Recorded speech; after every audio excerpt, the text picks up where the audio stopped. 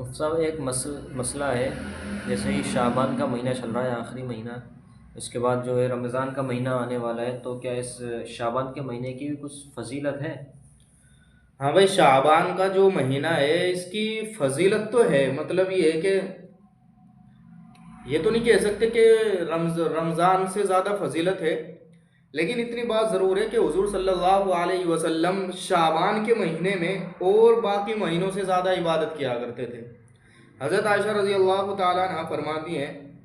کہ حضور صلی اللہ علیہ وسلم رمضان کے تو سارے روزے رکھتے تھے، اور رمضان کے بعد اگر کسی مہینے میں سب سے زیادہ روزے رکھتے تھے تو وہ شعبان تھا۔ تو شعبان میں کیا حضور صلی اللہ علیہ وسلم سب سے زیادہ روزے رکھتے تھے، اور دوسروں کو کیا ہے ترغیب بھی دیا کرتے تھے روزہ رکھنے کی، اور وجہ اس کی یہ بتاتے تھے کہ رمضان کا مہینہ آنے والا ہے، جب شعبان میں ہم روزہ رکھیں گے تو کیا ہے ہماری طبیعت روزہ رکھنے کی، روزے کو کیا ہے کور کرنے کی ہمارے اندر طاقت پیدا ہو جائے گی، پھر وہ بھاری نہیں گزرے گا۔ یعنی یہ سمجھ لو کہ رمضان کا مہینہ قریب ہے تو حضور صلی اللہ علیہ وسلم کیا ہے اپنے روزہ رکھنے کا معمول بڑھا دیا کرتے تھے۔ کچھ روایتوں میں یہ بھی ملتا ہے کہ حضور صلی اللہ علیہ وسلم شعبان کے شروع میں تو سارے روزے رکھتے تھے،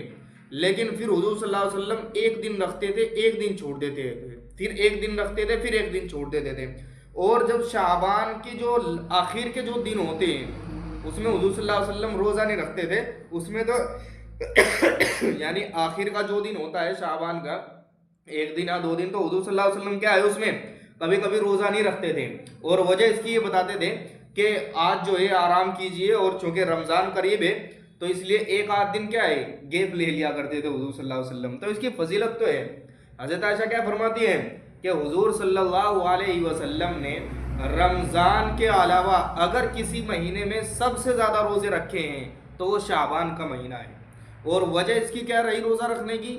یہی وجہ رہی ہے کہ رمضان قریب ہے، تو رمضان میں جو رمضان کا جو مہینہ ہے اس کے جو روزے ہیں وہ تو ہر انسان کے اوپر یعنی مسلمان عاقل بالغ پر فرض ہے، تو اس کی ایک عادت بن جاتی ہے روزہ رکھنے کی، اس لیے حضور صلی اللہ علیہ وسلم کا معمول تھا۔ اس لیے ہمیں بھی چاہیے کیا ہے کہ شعبان میں بھی روزہ رکھنے کا معمول بنائیں، تاکہ ہماری بھی ایک عادت بن جائے، پھر پورا رمضان کا مہینہ کیا ہے وہ کور ہو سکے۔ تو اس لیے شعبان کی فضیلت تو ہے۔